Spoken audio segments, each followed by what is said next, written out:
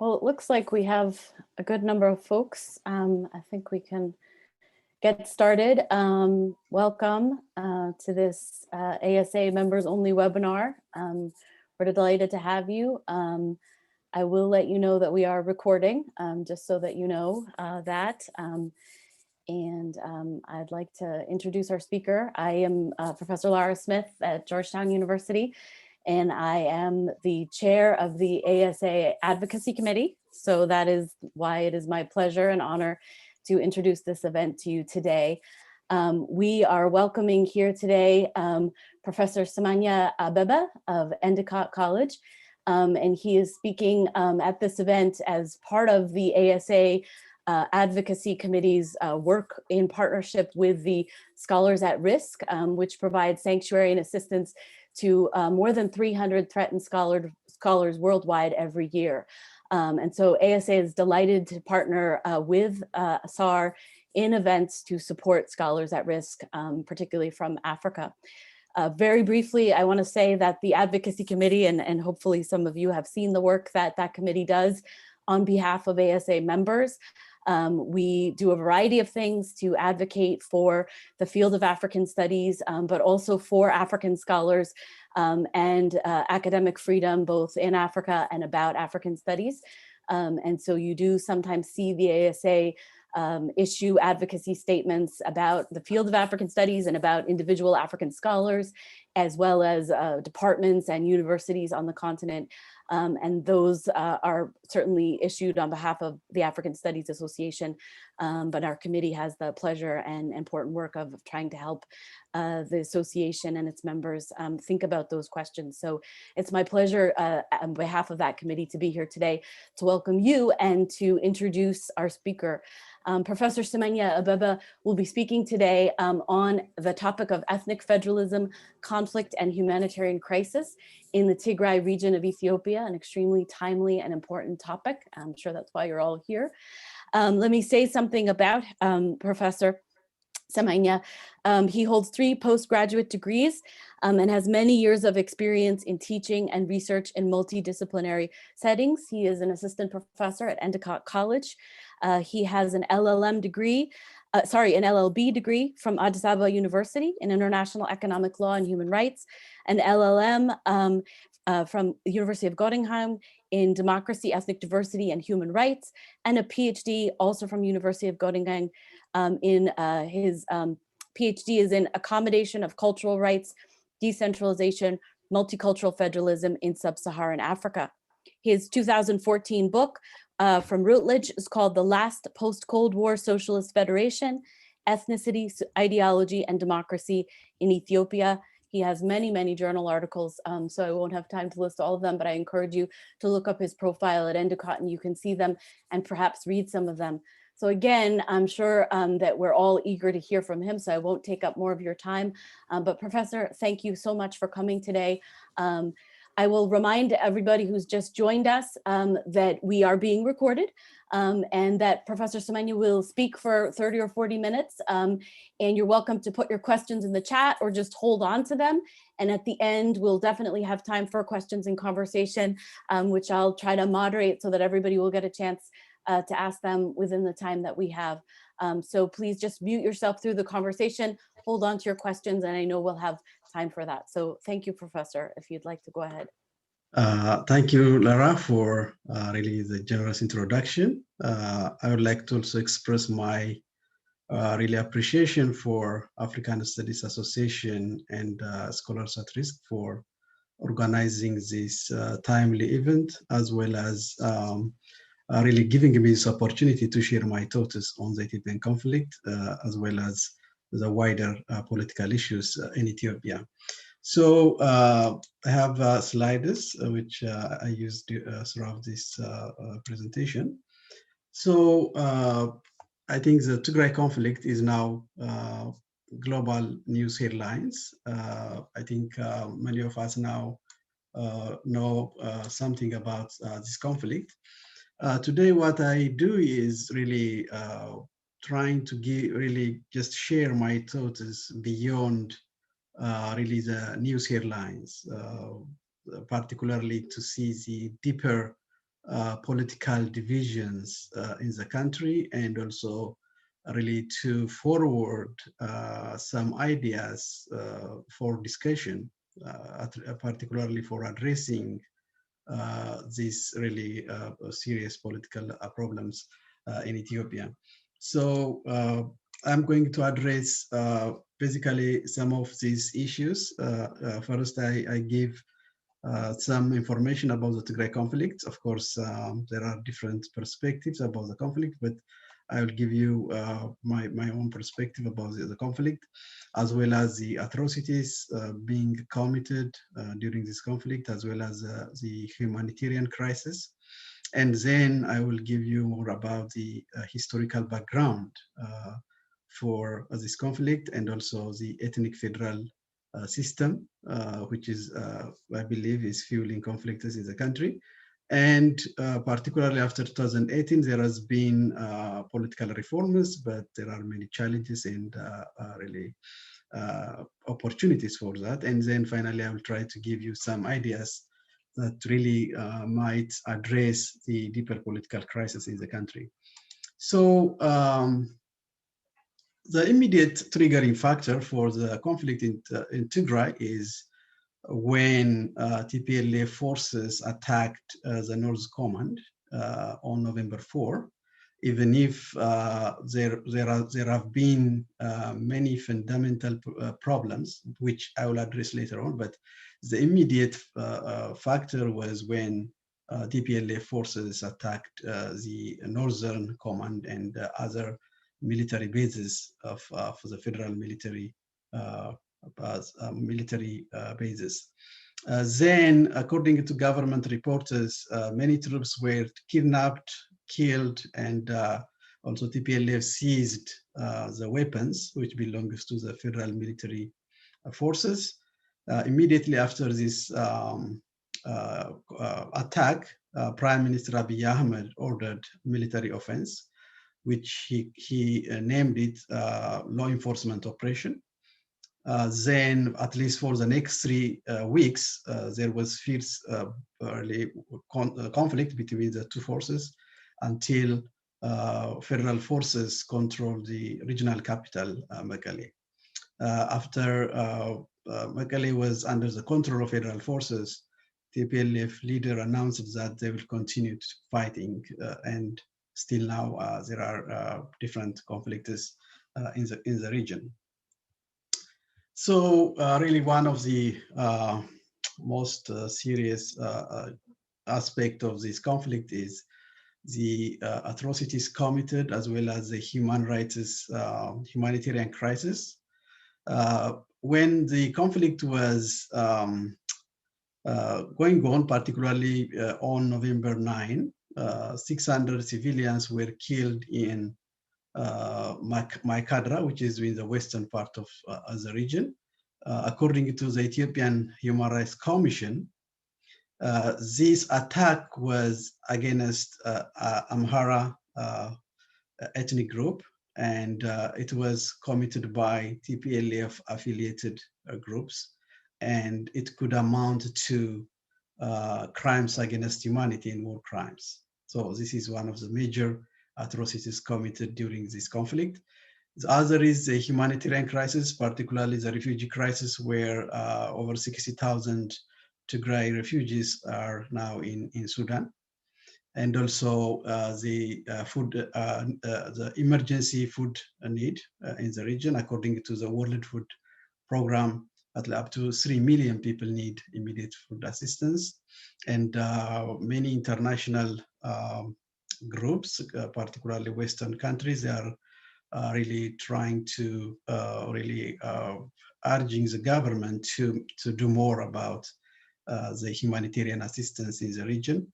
There are also reports of rape in the region. The Ethiopian Human Rights Commission has reported that at least it has confirmed that 108 women were raped, and this number could be much higher if there is more investigation. Even the United Nations has expressed its concern because they say the United Nations Special Advisor for the Prevention of Genocide, said that there are extrajudicial killings, sexual violence, looting of property, mass execution, and impeded humanitarian access. And also Eritrean refugees in Tigray were also affected. They are caught up in the conflict. The European Union as well as the United States is urging the Ethiopian government for peaceful resolution of the dispute as well as addressing the humanitarian crisis, and also the withdrawal of Eritrean troops in Tigray. So I think this is the conflict. Really, I think what would help us to understand this conflict is to really understand the genesis of really the problems, and also the ideological persuasion of TPLF and its policies when it was controlling political power for the last, at least until 2018. So I think before in 1974 or in 1970s, there has been a student movement against the feudal system. And the university students were resorting to Marxist ideology, particularly the question of nationalities. That means they claimed that there is national oppression or different ethnic groups in Ethiopia were oppressed by the Amhara ruling class. So the student movement was trying to bring a revolution, but the political change was controlled by the military. So the military took control of political power, and the political space was largely closed, and this forced many dissident political groups to form armed struggle, particularly those ethnic-based political parties or groups which were fighting for liberation of different ethnic groups, including Tigray, Eritrea, and Oromo nationalist groups, were started the armed struggle for 17 years. So finally, particularly the Eritrean People Liberation Front and also TPLF were successful because TPLF controlled political power in Ethiopia under Ethiopian People's Revolutionary Democratic Front, which is an umbrella organization that also includes other elites from different ethnic groups, but TPLF remained to be the dominant force until 2018. There was also a kind of transitional process for 3 years, which was also tightly controlled by TPLF, where it invited some opposition parties around the world to participate in the transitional process, but many other political groups were excluded from this transitional process, and really the transitional process lacks really legitimacy and many questions about the inclusiveness of the transitional process. But TPLF continued the process, and then finally they adopted a new constitution. So after that, there was a promise for democratic change, protecting human rights in the country, but for almost in 7 years, TPLF firmly controlled the Ethiopian political power. Particularly the economic, security, and political institutions were highly controlled by TPLF. Even if TPLF relatively represents 6% of the population, it had unprecedented control of the political institutions in the country. And also, there were really, when you see the Ethiopian constitution, it provides for political protection of political and human rights, but they were not realized. Largely, EPRDF continued as a highly repressive system, particularly freedom of speech, association, assembly, and other democratic rights were stifled. most of the dissident political parties were arrested, tortured, and forced to exile. There were also many elections during the time, but almost all of them are rigged, and EPRDF maintained political power for a long time. And there were many opportunities to really bring national reconciliation and consensus on the outstanding political issues in Ethiopia, but TPLF was not really willing to do that. For instance, after the 2005 election, there was an opportunity to bring the various political groups to address outstanding issues, but the EPRDF continued with its own dominance, marginalizing many of the political groups in Ethiopia. Particularly, I think probably the most enduring impact of TPLF is institutionalizing ethnic federalism in Ethiopia, which is unique in many respects. When many of the African countries became independent, they maintained the colonial borders, and they refrained from adopting any ethnic-based political system, because it is playing with fire, because it could be disaster. But TPLF adopted this ethnic federal system, despite the fact that there were many people expressing their concerns against this kind of arrangement. So the constitution provides for self-determination of ethnic groups, including the right to secession. First, we had 9 ethnically based regions. Now we have the 10th one. A new ethnic-based state has been already created.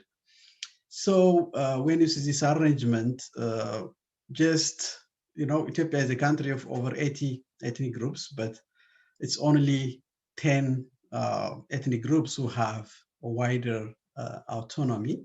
While, for instance, if you see the southern nationalities, there are 56 ethnic groups lumped together. Recently, the Sidama ethnic groups, they have their own administration. So this political arrangement is also one of the causes of political division and also conflict in Ethiopia, because there are different arguments about this political structure. So basically, it is a transformation.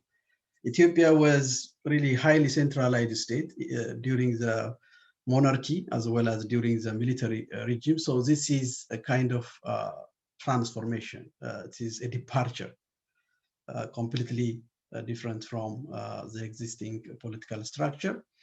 And also it recognizes the right to secession, which is unique also in many respects. And also state sovereignty is not attributed to the Ethiopian people, but those nations, nationalities, and peoples have sovereignty.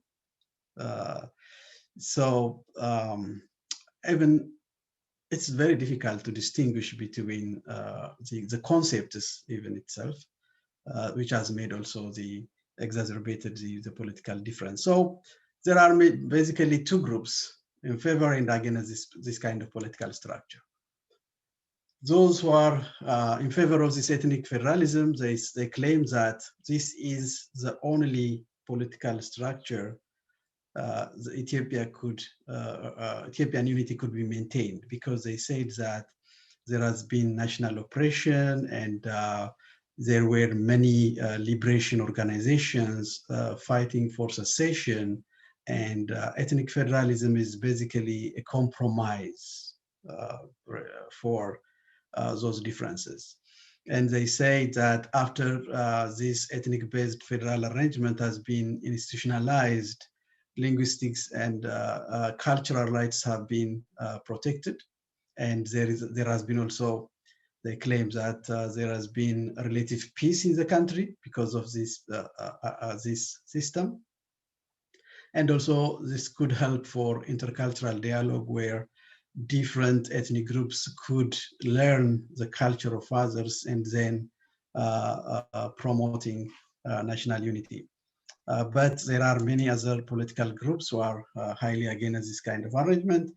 Basically, the argument is against this kind of arrangement is that why should we single out ethnic identity? Because in the country, there are many different identities. For instance, for a long time, there has been regional identities in Ethiopia. Religious identity is also a very important aspect, but they were ignored, and the constitution singled out ethnicity is the only kind of political idea for mobilization. And in Ethiopian politics now, most of the political parties are ethnic-based political parties because the focus is more on differences rather than unity. And also, I think the impact is on the new generation particularly. Most of the political and social relations in the country are now ethnic-oriented, particularly the young generation. When you see, for instance, many of the conflicts in the universities, the students are divided according to their ethnic lines, and they have their own narratives about the past, and also they have their own political views. So this has brought about really a deeper political polarization and also strained ethnic relations in the country. I think above all, there isn't any consensus because TPLF imposed this political arrangement basically because they have won the war against the military regime. But many of the political groups which were against such kind of political arrangement were not included in the process. And that's why still this political arrangement lacks really political kind of legitimacy. The other trait of secession, not only because the constitution provides for the right to secession, but also when you see the framework of the constitution, these internal boundaries based on ethnic identity are highly contested. For instance, when you see the border dispute between the Tigray and the Amhara regional states, they both have their own narratives about owning parts of the region around the two regions. So the conflict now in Tigray is also exacerbated by this border conflict. Is now due to the conflict, many Tigray elites now really advocating for secession, independence, because the situation and what happened in Tigray is very this is very unprecedented, and they say that the only way now is independence. And there are also other political groups who are preaching for independence from Ethiopia. So I think the political structure has set the stage for such traits of secession. The other is the rights of minority groups. All the regions in Ethiopia are heterogeneous. There is no really just one ethnic group in one state. But when it's the political structure, political power is granted for the major ethnic group. Even some regional constitutions provide that a single ethnic group is the owner of some of these regional states. So basically, minority groups are excluded from the political process. So that's also one of the challenges when you see ethnic-based attacks and conflicts. It's also a lack of accommodating the rights of minorities in different regions. So there are many conflicts. So for 27 years, there have been all these debates about the constitution. There were many political groups and also human rights groups against the government because of repression, political repression. Finally, I think the government could not hold all the protests, particularly in 2016 and 17. There have been really unprecedented public protests in the Amhara and the Oromo regions, which are the biggest regions in Ethiopia. And this has also inspired some members of the EPRDF group, particularly the Amhara and the Oromo elites within the coalition, to bring about reform in the system. That's how the new Prime Minister Abiy Ahmed, came to power, because there has been really movements in those regions. So Prime Minister Abiy Ahmed, when he came to power, he was not really known before he came to power, but after he came to power, he made really very interesting speeches, and really he became immediately very popular, because he was preaching national reconciliation and national unity, all these, and also basically all political prisoners were released, and he allowed dissident political groups to return to Ethiopia. Particularly, also freedom of speech has been permitted, and media outlets started to started to publish critical of the government, and also the national unity messages were welcomed by most of the people in Ethiopia. But when you closely analyze his really way of governance, it lacks roadmap, because the country is deeply divided on major political issues. So even if he was preaching for national unity and reconciliation, he doesn't come up with a roadmap or way to bring about these political groups together and to build consensus.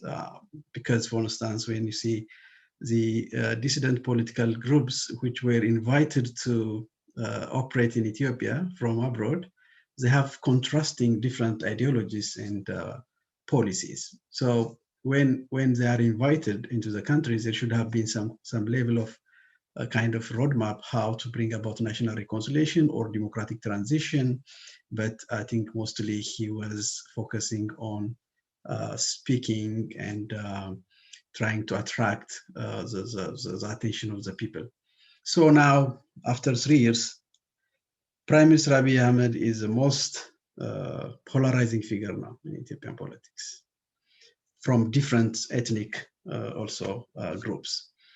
From the Tigray elites now, he is working to bring back the old system. They say the unitary form of government. Even they say he's kind of fascist, even more than the Derg regime.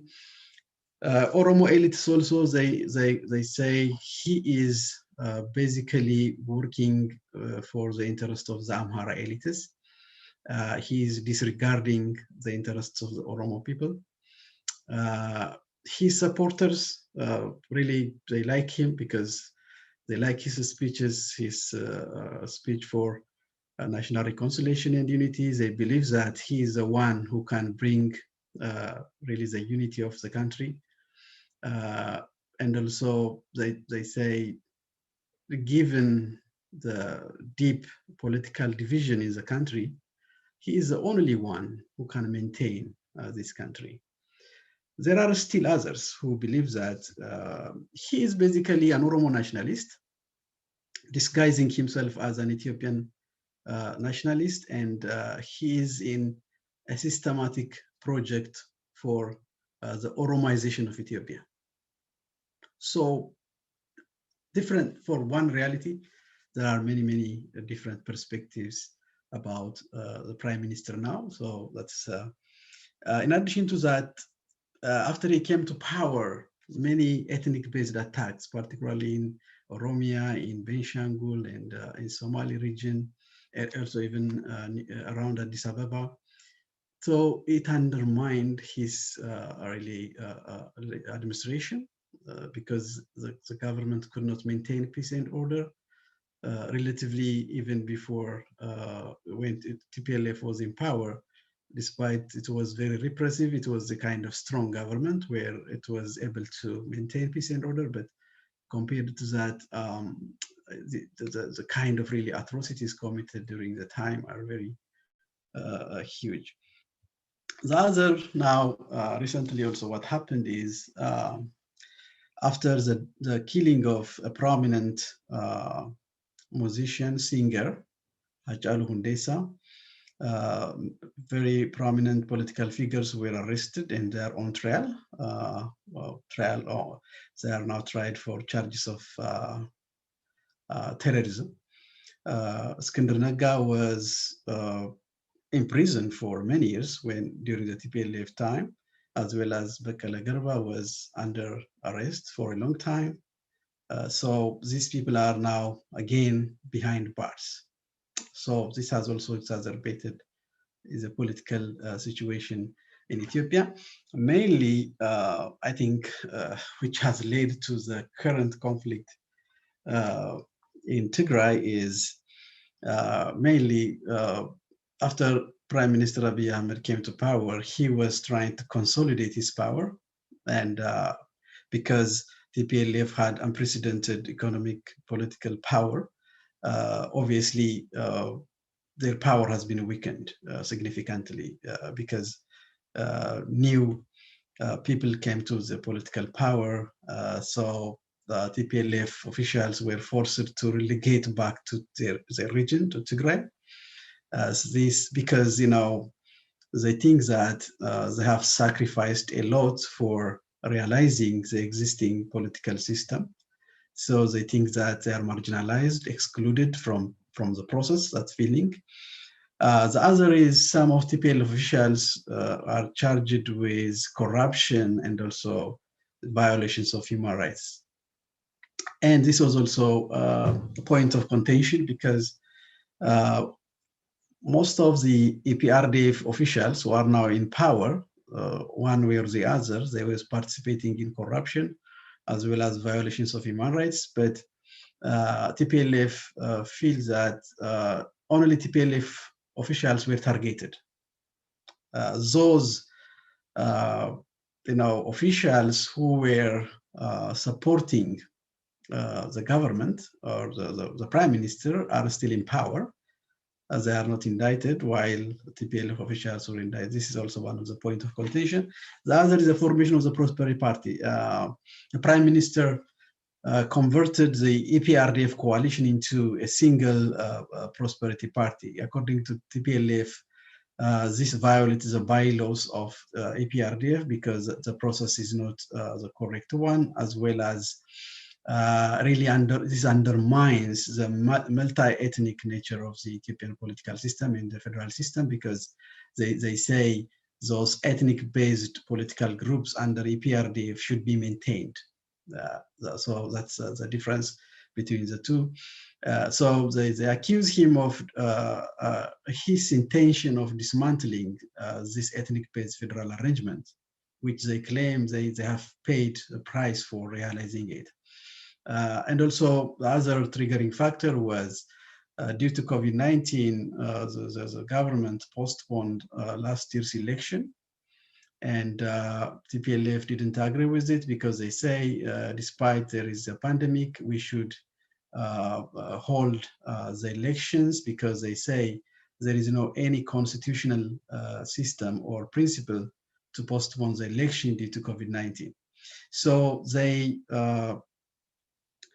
did their own elections, regional elections, and the government said it's an illegal one. So that's how the tension was building up. Finally, that's how the tension resulted in the military confrontation between the two groups. So there are also many challenges now in the country. Now there is now an election scheduled for June 5 in Ethiopia. So first is the question will be, is Ethiopia ready for elections? Because can really the political difference in Ethiopia could be resolved through elections, because there is deeper political divisions. So before building some kind of consensus on the major political issues in the country, heading to an election with such ethnically divided country could exacerbate even the political situation. That is a concern. The other is the instability, conflicts around different parts of the country. It's not clear how even the political parties could campaign around the country, because there is tension and conflicts, and there is no tolerance to the ideas of different political groups. In addition to that, the concern is to hold free and fair elections, because the Ethiopian election board is not really now well organized because of the conflict. And even today, it issued that there is lack of cooperation from regional governments, and also some question about the independence of the institution itself. And also, mainly opposition parties are also accusing the ruling party for arresting its members, as well as closing different offices, particularly in the Oromo region. They are accusing the government for really arresting their members. And also, if the election is going to be held, I think the challenge will be threats of pre and post-election violences. So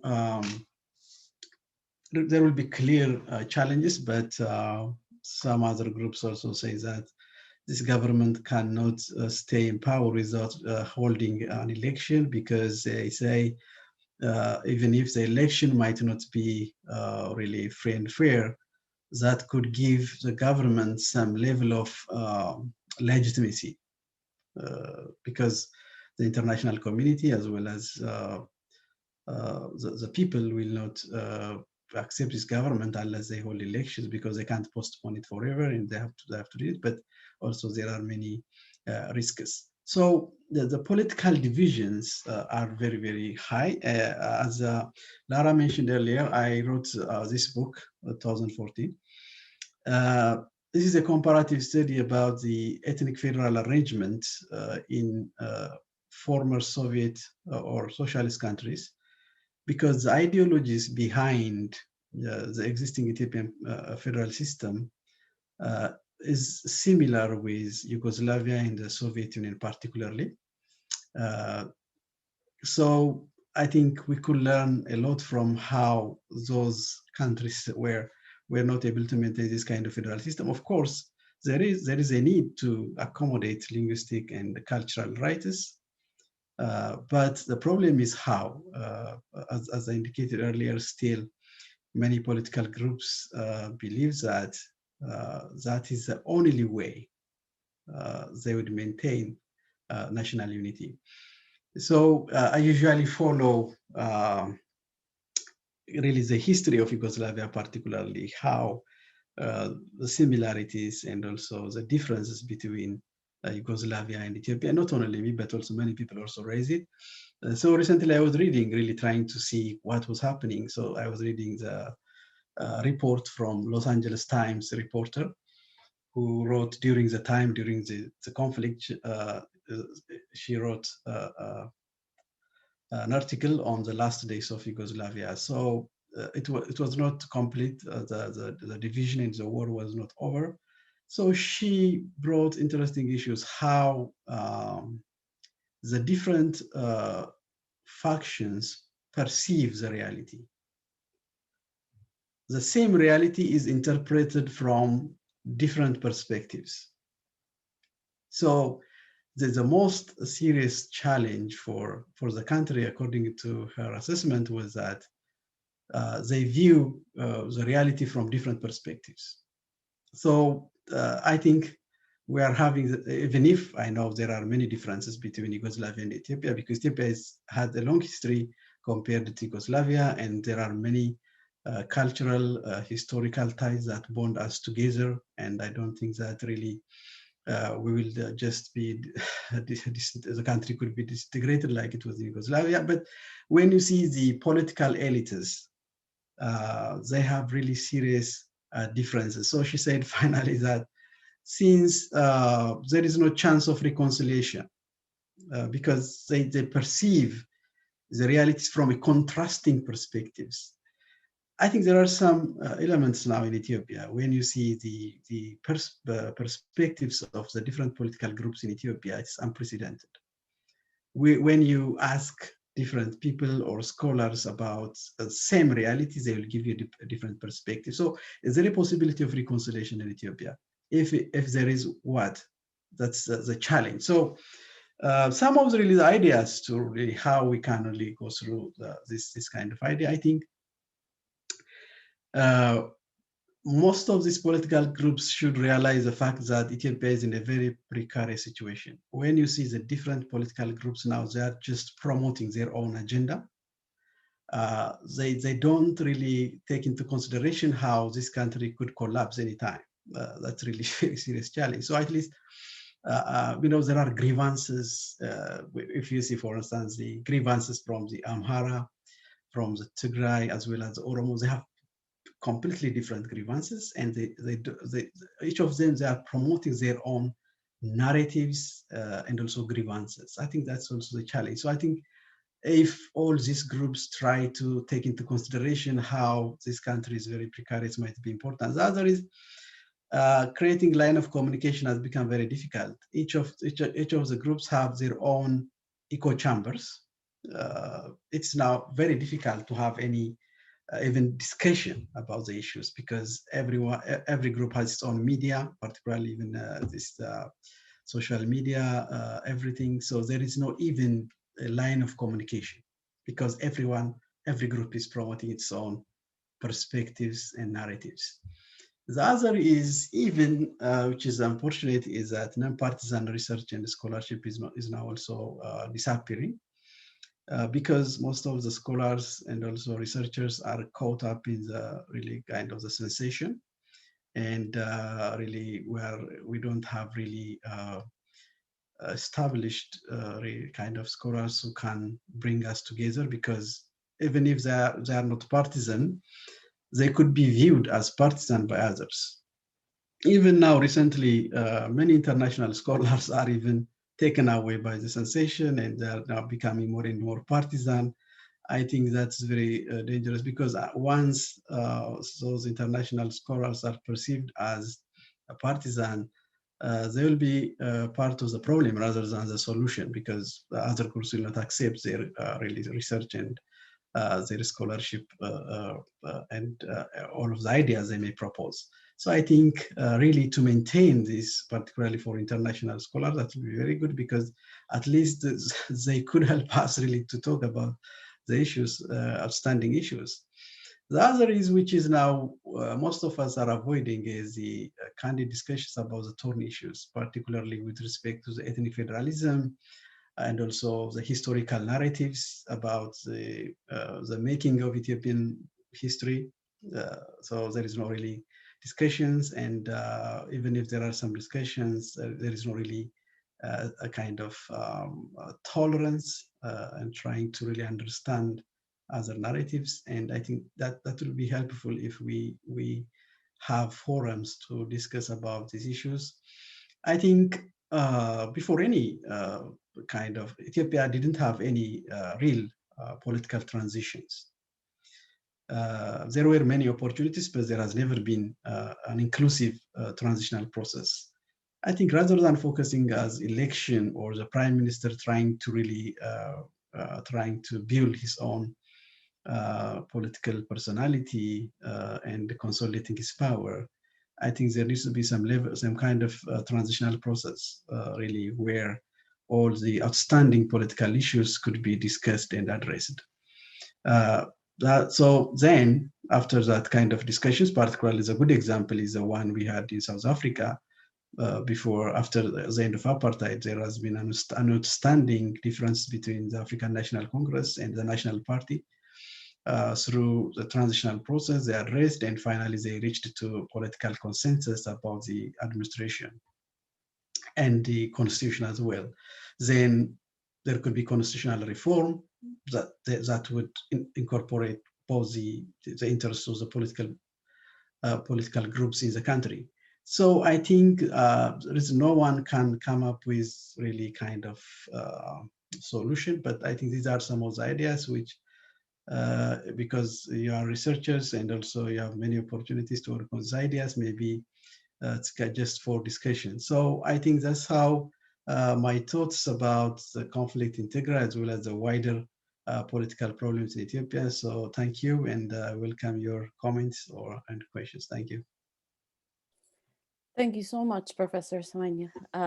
We're so lucky to have this. You know, you said that what we need are forums for discussion, and so we're really very grateful that you have provided that for us here today, because as you can see from the large number of attendees, many of us here consider this such an important topic for discussion, and you've provided such a thoughtful overview of such a complicated and important topic. So thank you. I want to remind everybody that you're welcome to either put questions in the chat or raise your hand. I will do my best to moderate and keep track of the order, and I will call on people. And as I call on you, you can either take yourself off of mute, or if you'd like me to read your question, I can read it from the chat for you, and then Professor Semahgn will answer it as we go. I will take the liberty as the moderator to pose a first question. I mean, you raised in your last slide the complicated sort of set of things that could be done, and you signaled to South Africa, and one of the things that as a political scientist we often sort of debate is like timing, right? And if you think of South Africa or Yugoslavia, sort of like which comes first, right? Like, do elections really come before consensus building and dialogue? I mean, this is a, there's reasonable debate. On the other hand, maybe we sort of know the answer to that on some level. But I do think, going back to where you started, which is the overview of the Tigray crisis, I wonder if you could kind of loop back to that for a second and say, like, how do you see that ending? Because it's really hard to imagine like a national election, for example, or a national dialogue, whichever one you think should happen first.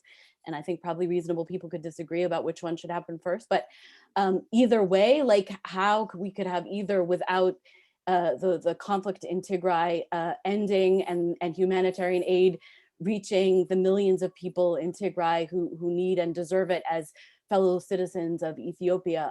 So I wondered if you had any thoughts about either predictions or thoughts about how that could happen as a next immediate step. Thank you. I think really the government has the obligation to address the humanitarian crisis now, because millions of people are in need of food assistance, and there are also serious violations of human rights. I think that people who are responsible for all this should be accountable for their actions. I think the challenge will be if now when you see the outstanding political differences, still now, even if TPLF at least doesn't, there is no TPLF as a political force, because now it is even banned from political operation in Ethiopia. But there are many people who support TPLF ideas. So I think if we have an inclusive transitional process, the ideas and grievances of TPLF and people who support TPLF could be included. It's not necessarily the TPLF as a political group, but its ideas are well received by many people in Tigray. So they could be included. That's why I think, I don't think seriously divided countries such as Ethiopia should head for elections. I think it doesn't bring any result, and it even exacerbates the situation. I don't know, maybe the prime minister is, he thinks that maybe he can control the situation, but I don't think so, because even like Yugoslavia, they didn't control it finally at the end of the day, to be beyond his control. Yeah, they might be lucky in terms of really controlling or at least winning the military conflict in Tigray, but this does not mean that there is a complex political problems in Ethiopia could be resolved by just imposing and trying to build a personality cult in Ethiopia. Thank you. Yes, Professor Gulema Gameda. Yes, please. Oh, we can't hear you. Sorry. I think you just have to unmute yourself. Yes, please. Sorry. Thank you for letting me ask, and also thank you Professor Kashu. Yeah, I have a little bit of a comment as well as a question. First of all, I agree with most of what you said about the situation in Ethiopia, which is very complex and quite confusing for people. People, I think, are not specializing on the region or in the country. So I think that's very helpful. Your presentation very helpful. I think you in the problems or the challenges that you outlined, you identified or singled out ethnic federalism as maybe one of the major problems, the underlying cause of the complex situation in Ethiopia right now. But as you have partly explained as well, ethnic federalism itself, which got into the current Ethiopian constitution, is itself presented as a solution at the time, because the problem existed before ethnic federalism. Actually, the problem that we see today, the complexity of the Ethiopian situation actually didn't come with ethnic federalism. It was supposed to be a solution. It's not just the TPLF desire. Yes, they went to or fought a guerrilla war for over a decade, almost 2 decades, taking out the ethnic issue as the major cause for the war. But they were not alone, actually. In 1991, they came back, although they were maybe the major contributors to the defeat of the military regime, but there were other groups also fighting for the same issue, using or focused on ethnic issues, ethnic problems in Ethiopia because of the historical factors. So I think the TPLF, some actually really consider that maybe they were even to some extent forced to accept it, although they were inclined to do it and have been fighting for it. But it's not only they wanted and they imposed it, but the issue was already there. There was a problem and it was intended to be. But I think I think maybe one other thing that you didn't point out, probably you can elaborate it now, is opposed to ethnic federalism, there is also a strong force, which is not always quite clear what they really want, but sometimes it looks like there is a desire to go back to the system of government in Ethiopia that existed before the TPLF came to power. Or that's a unitary state, that's some say, but some of them deny that's not really the unitary system that existed before the TPLF regime. But in a sense, actually, that's what many people consider, or their opponents at least consider, want to take us back to that. And we also raised about the issue of regionalism. Yes, there was some regional sentiment in the back, I know, but I don't think the issue of regionalism or regional identity was a major factor in Ethiopian politics or Ethiopian history. Of course, people, countries design their own system of government to address major issues in the society. If we take Ethiopia at this moment, the ethnic question is something I think one can simply ignore, has to be addressed.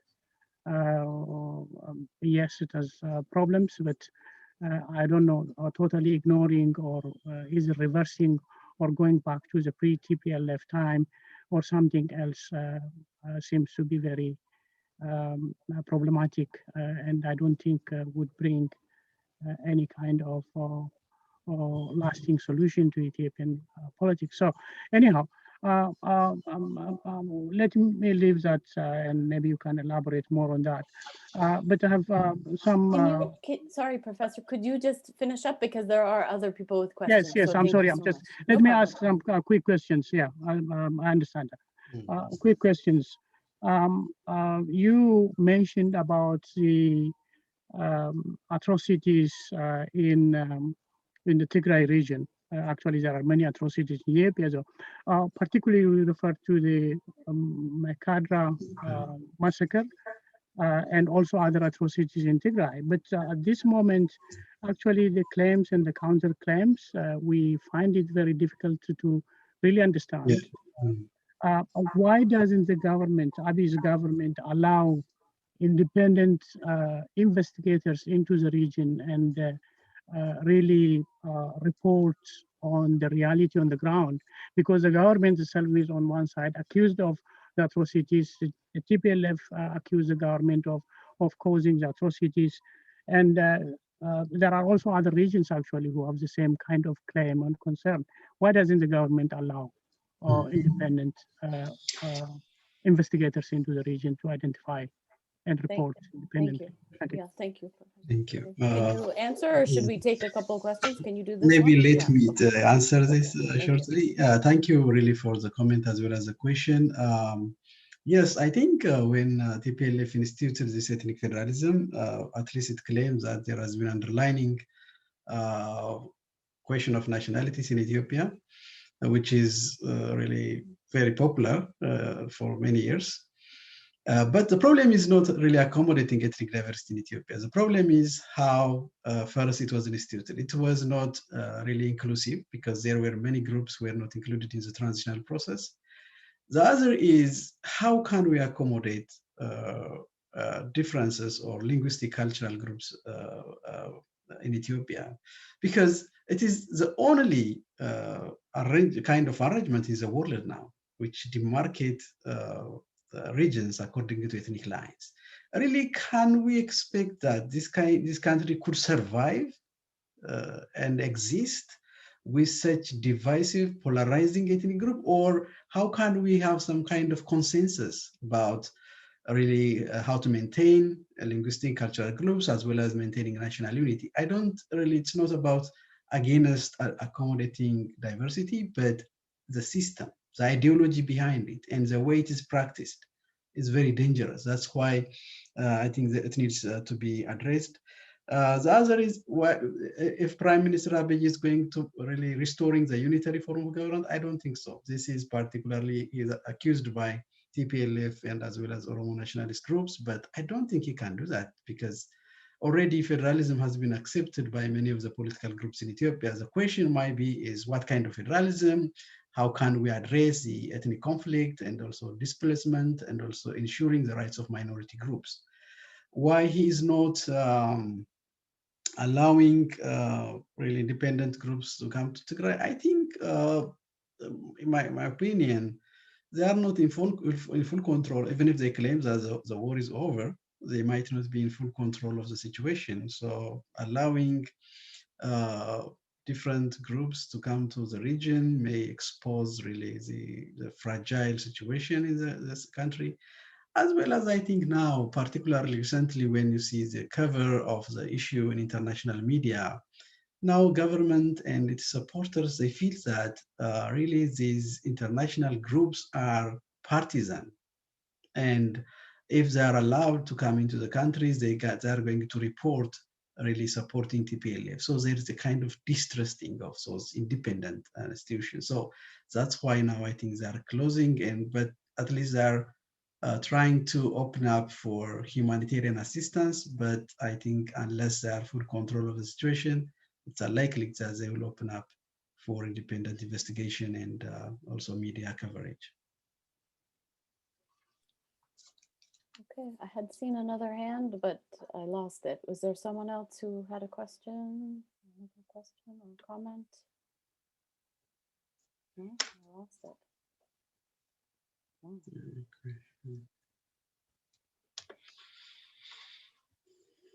Well, that's unusual.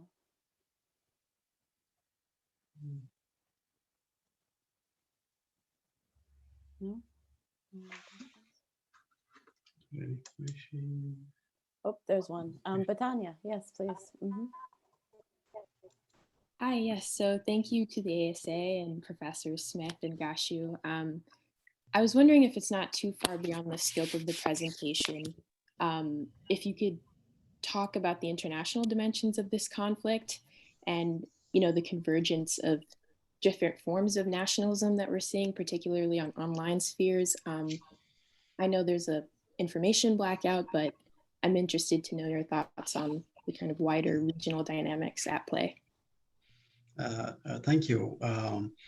Recently, Washington Post published about the digital battle, about the conflict.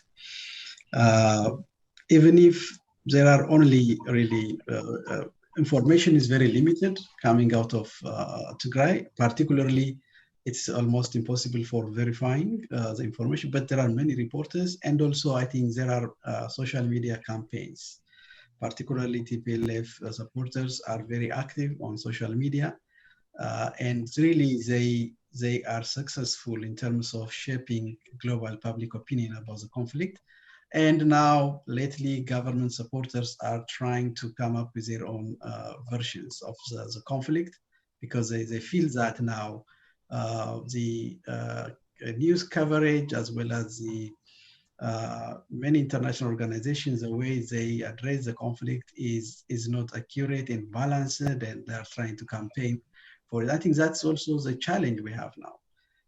Even if it's very difficult to verify most of these allegations and most of the atrocities committed there, but there are clear indications that these things are committed, but it's very difficult to really address the full extent of the problems, who's responsible, and how to address it. So yeah, I think the media campaign is also highly polarized. And really, this is the kind of, there is a competition to dominate public opinion, particularly Western governments and international organizations. But I think at the end of the day, the international community is just supporting, I think. So it's we have to talk each other about the problem. At the end of the day, we have to address our problems for ourselves. But I think the problem is that the international community could just bring them some kind of miracles.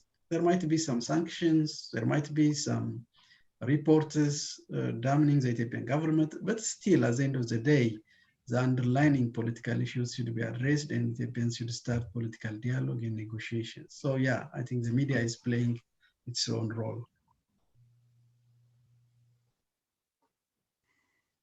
Thank you. Well, any other questions? We had put in an hour and we're a bit over that, but I think we can take another. Yes, hi, please. Lara. Hi, Professor Tekle, nice to see you.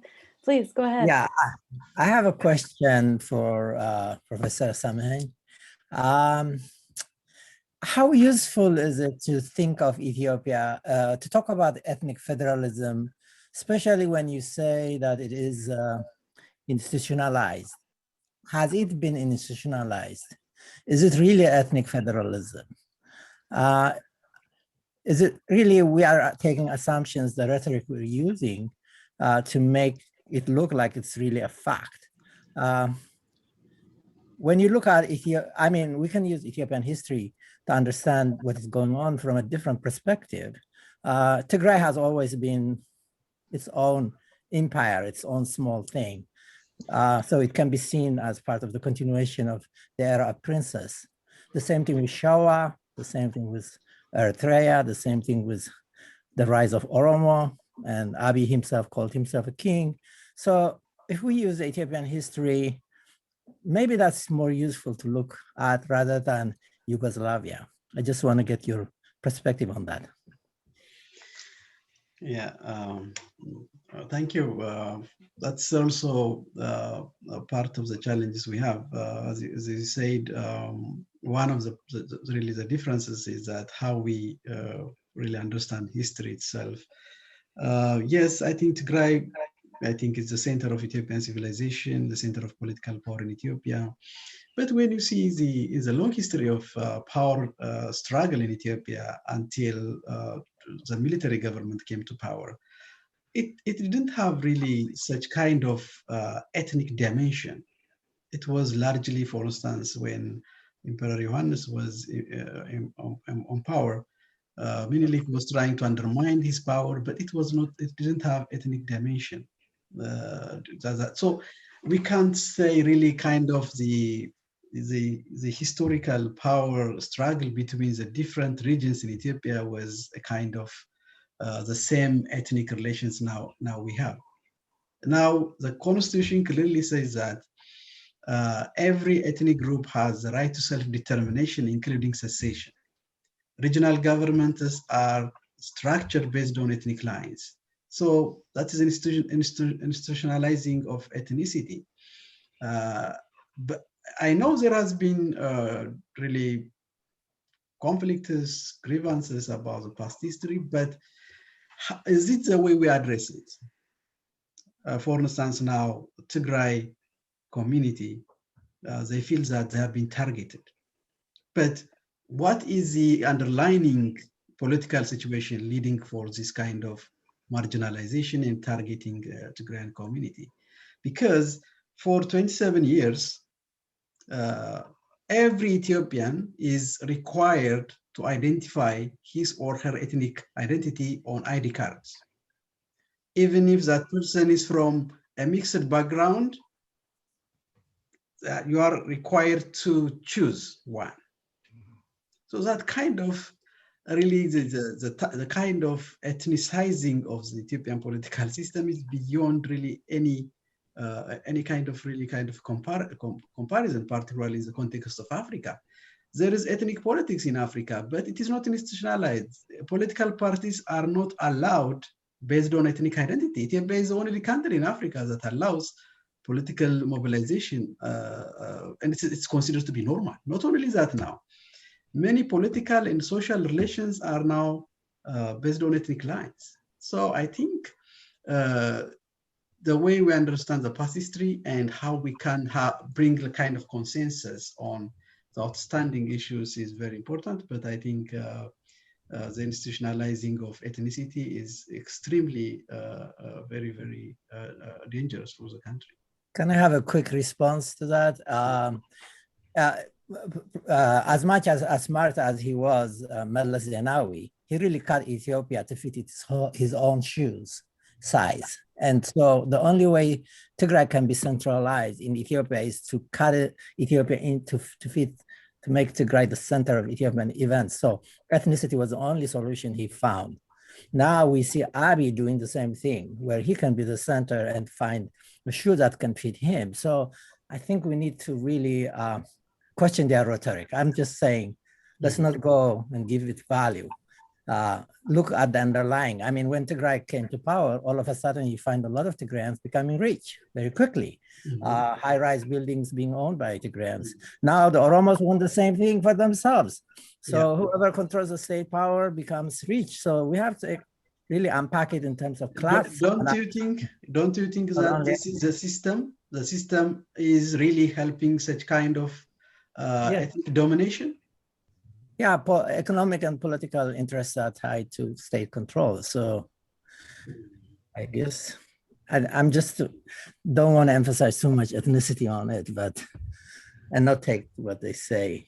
I'm just yeah, go ahead. We do have another question. Can we take that one and see if it helps with this intervention? I wonder if it came up in response or if it's something new.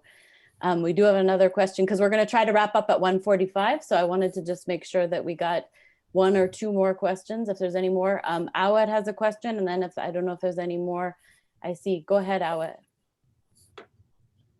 Thanks, Laura. Thank you very much, Professor Semahagn. Excellent, balanced presentation. The question of Ethiopia and Ethiopian history and contemporary politics is very contentious, and I really appreciate your balanced presentation without hiding That's something I privately wrote to Lara. Without hiding your own political views and preferences, you were balanced to the subject matter. I wanted to just make two comments. One is the blame on TPLF for institutionalizing ethnic federalism.